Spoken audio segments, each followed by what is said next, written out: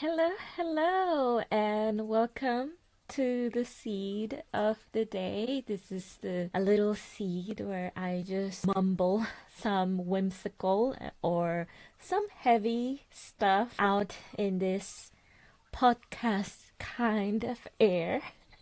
I'm also drawing some roses. I don't know if you can see. They're not done yet. I'm just scribbling in my iPad, but yeah, welcome. Today I just wanted to talk about what I wrote a couple of days ago.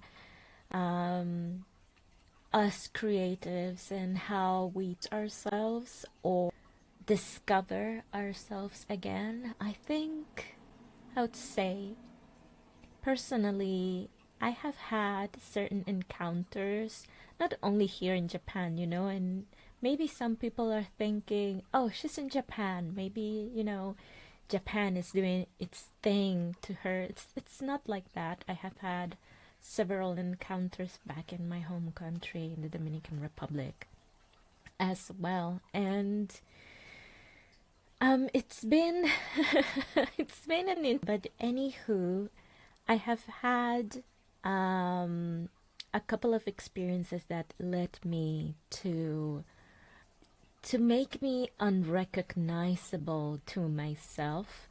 It was mostly as if I was becoming those toxic individuals that have done toxic things to me. And I completely hated myself for almost a year.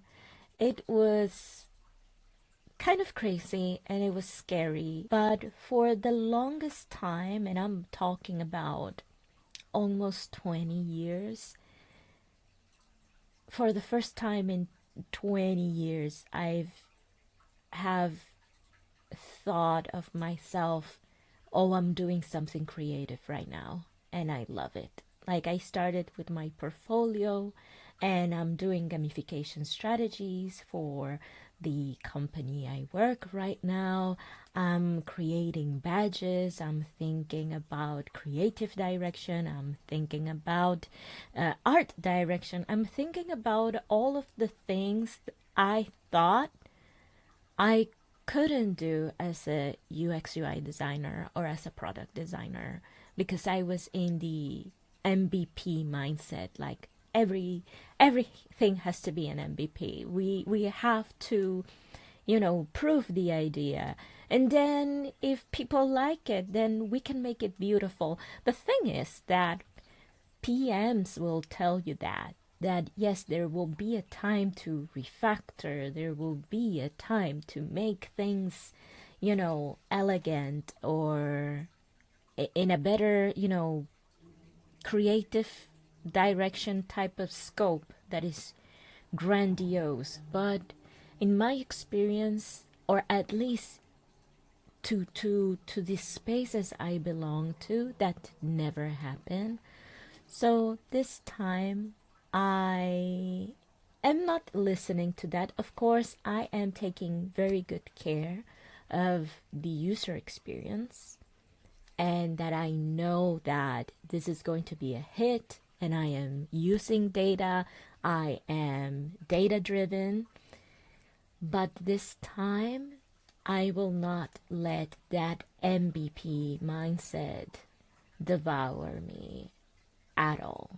Other than that, I am trying to experiment also with my creativity in a way that I can create more and consume less. So that's why I am publishing little seeds in this Substacks and possibly become a creator so that I can experiment with my creativity in a public space that I can somewhat control. But like, the internet is, it's unforgiving, and maybe I will find bad actors, of course. But I was listening to a podcast, and like, I'm not sure if it was a podcast or a TikTok. Sorry for that.